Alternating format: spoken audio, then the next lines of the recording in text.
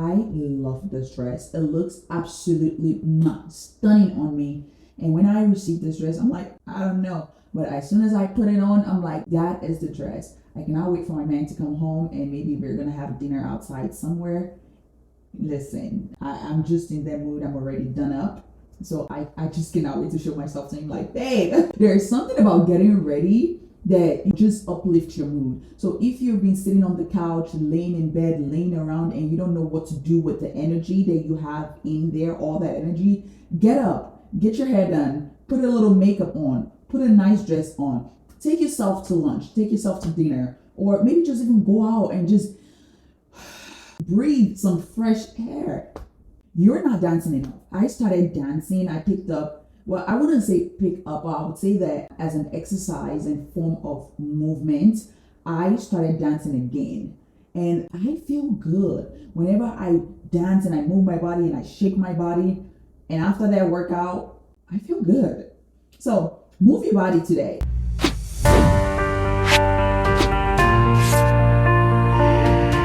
Welcome to Made for Influence podcast. I'm your host, Juliet Olavanji. I am the founder of the Made Org, an organization where we help women root their vision in identity and lead from identity to create legacy level impact.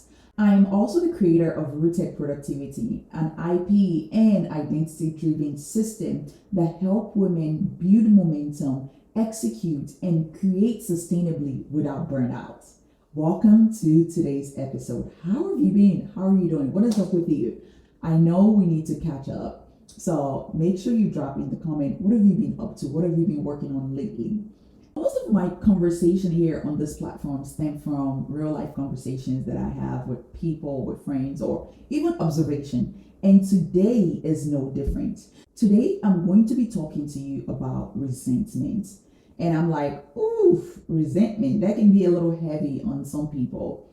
But I think it's needful and it's the perfect timing to actually talk about resentment. We finished the first quarter. We are 1 month into the second quarter, and people are like, I don't have nothing to show for it.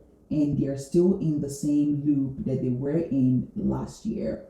And so I thought to myself that it is needful to talk about resentment and how it may be affecting you in your particular walk, in your journey, in your execution. Let's start here, because if we don't, nothing that I will say further down this podcast will land the way that I need it to.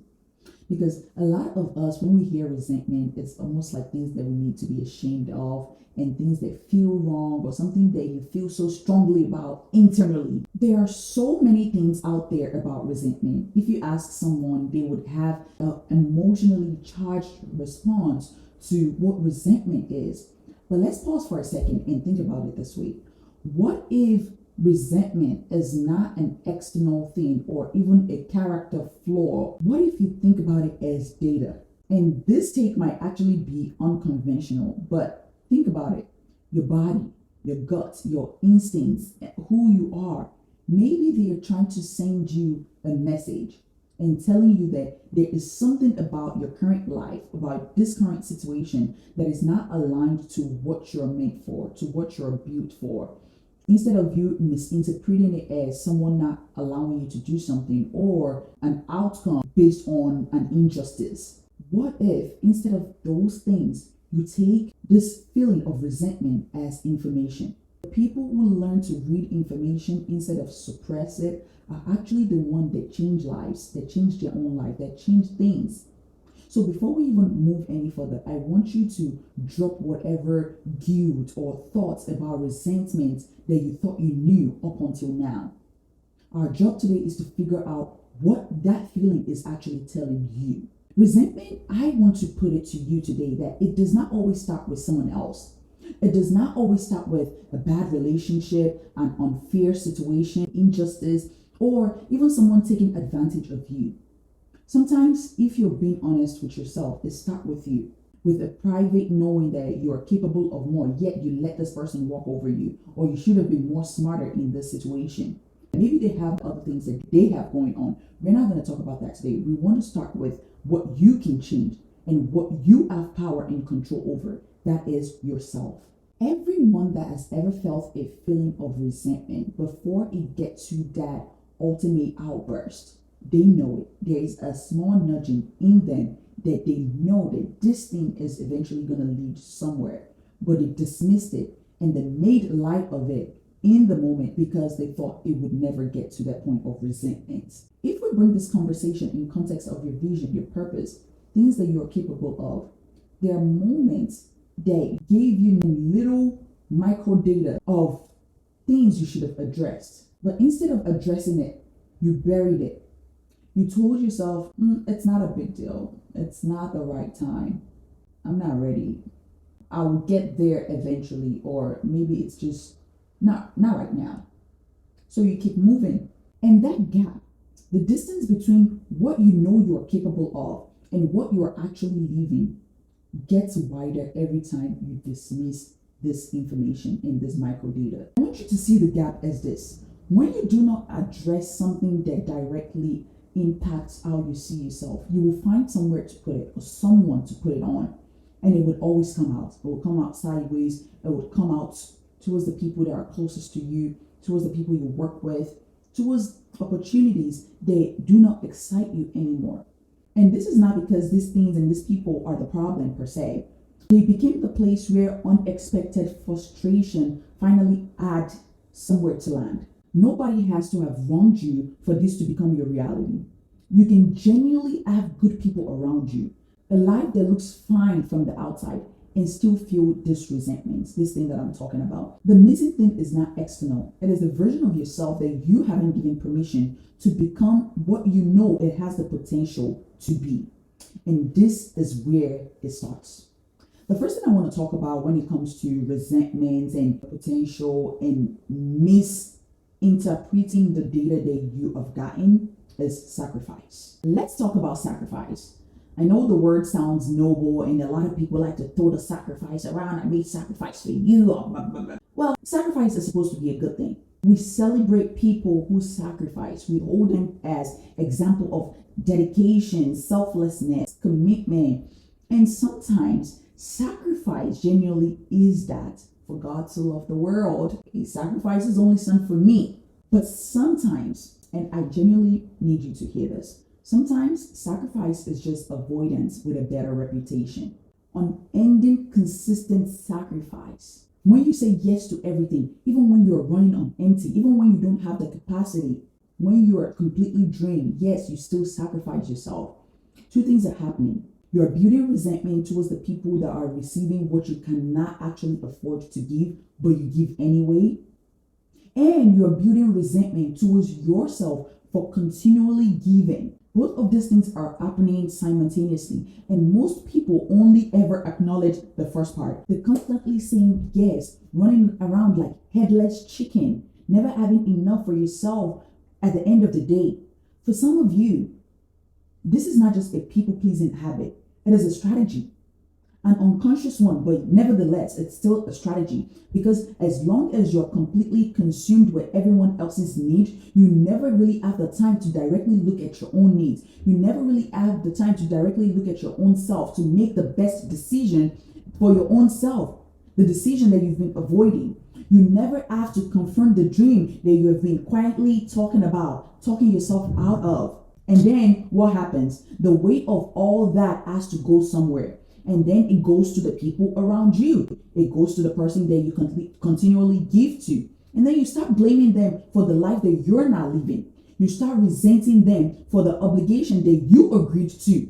And on the surface level, it looks like they are the problem. But underneath all of this, the real conversation is the one that you've not been willing to have with yourself. This is a distinction that I want to make, and hopefully you get it. There is a difference between sacrifice and investment. You will not resent what you are genuinely investing in. Sacrifice that has no direction, no return, no end is what makes resentment not just but inevitable. So the question is not simply, am I giving too much?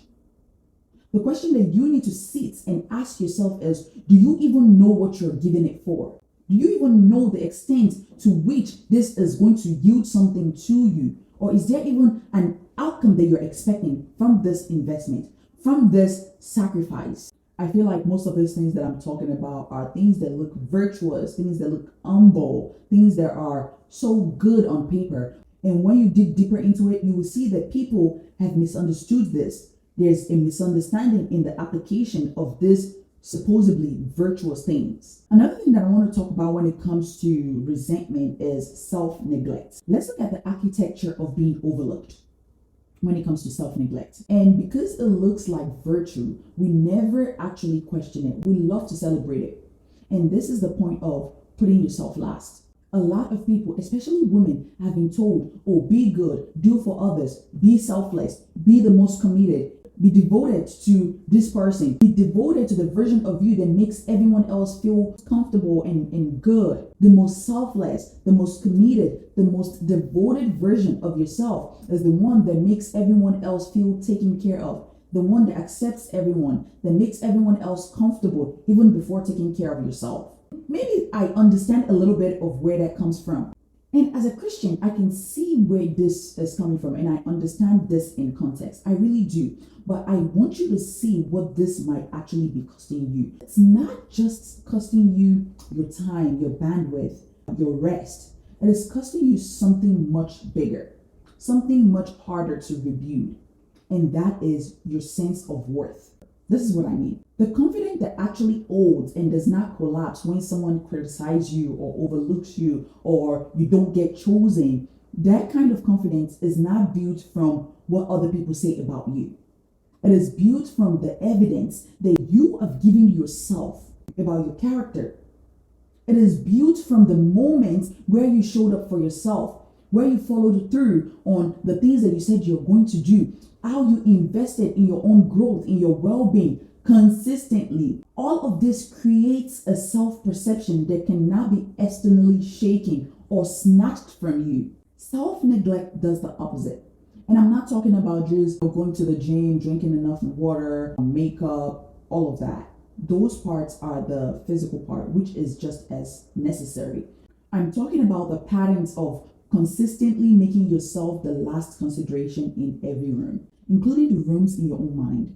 When you do that over and over, you're not just tired, you are constructing an identity. You're building an internal architecture that says, I am an afterthought. I get the scraps. I get the leftover. I'm the one who waits. I am the one who gets whatever everyone else don't want. And here is the thing that sometimes bothers me. People will agree with that architecture. Yes, people will agree about what you call yourself. People will agree about the architecture that you have constructed of yourself.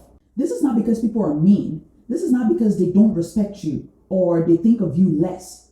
It is because perception is mirrored. How you show up for yourself is the first signal everyone else receives about how to treat you.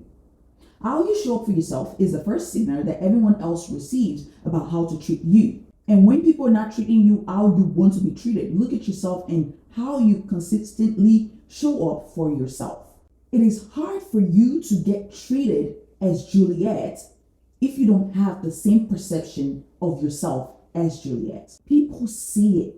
If you feel like, oh, she commands attention, she has influence, she is respectable, people want to be around her, and you want that, and you don't have that perception of yourself, or have done the work that reiterate that worth and being the person capable of receiving that, there is no way people are going to give that to you.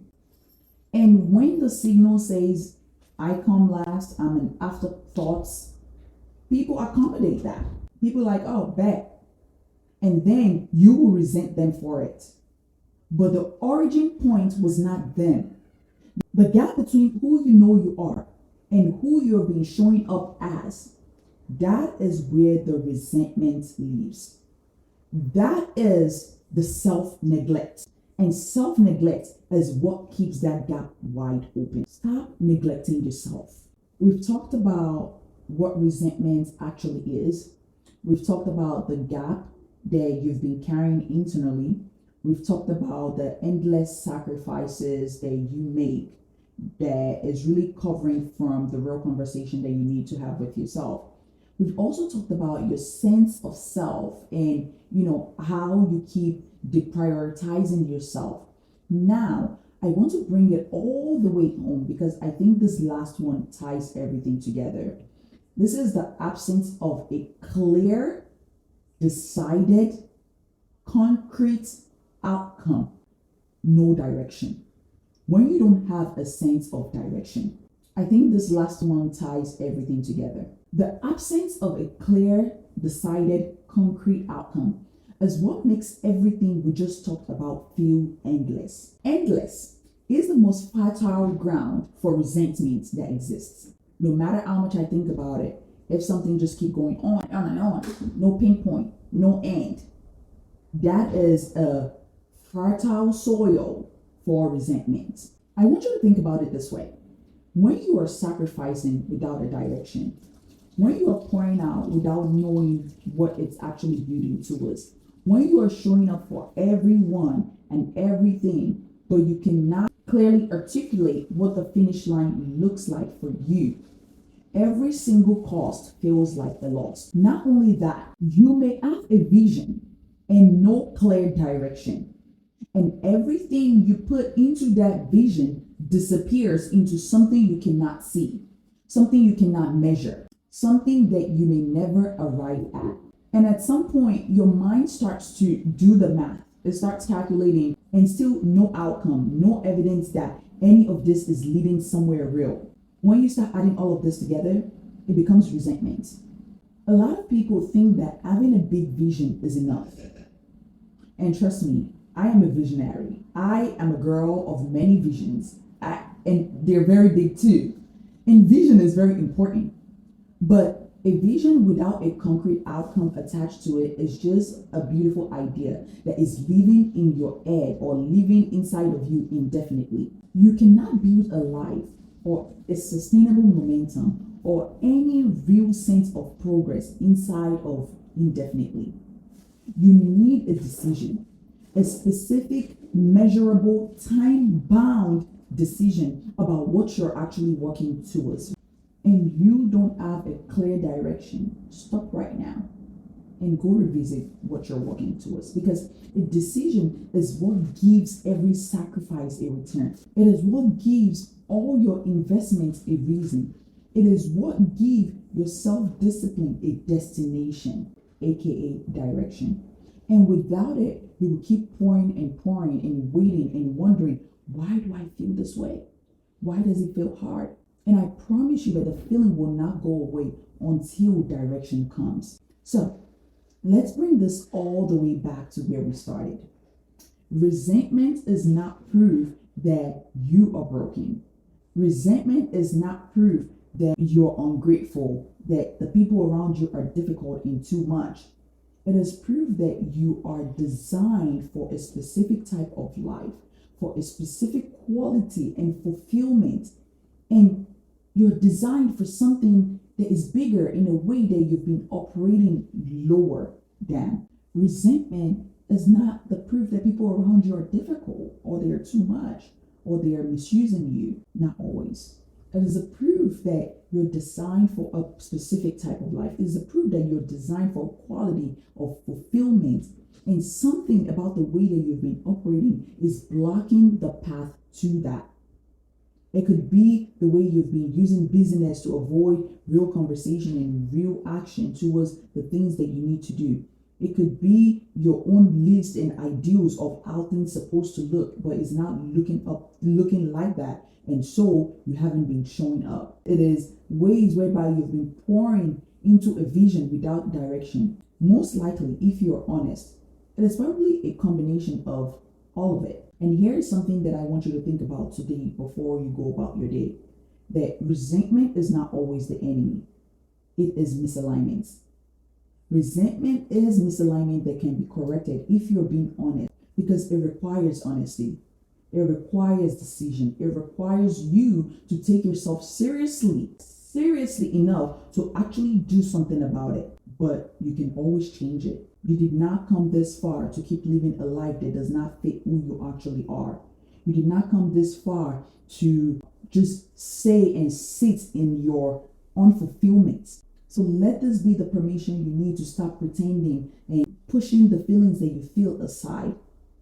Let this be the permission to examine things in your own life and things and where you've been dropping the ball and putting the label of resentment on other people. I want you to do the work. I want you to sit down and think about instances that you felt strong emotions of resentment towards a situation, towards someone. Why do you feel like that? What was your role in that whole ordeal? Think about it. Write it down, process it, make a decision, and take action to change it. That is the end of today's podcast. Thank you for listening. Remember to like and share this podcast with 2 of your friends. Send this to 3 of your friends. Matter of fact, drop it in your family's group chat because we are moving to greater heights this year. I also want you to follow us on YouTube if you haven't. There are more content on YouTube where we talk about identity living. We dissect case studies. I think that would really be of interest to you. Wherever you're listening to this podcast on, whether it's Spotify, podcast, Amazon, make sure that you're following us there and your notification is on. So whenever we drop an episode, you are going to be notified. Remember that we are going to be going on our break in preparation for season 2. Keep sharing, keep going back to older episodes to listen to. Let those episodes do the work with you.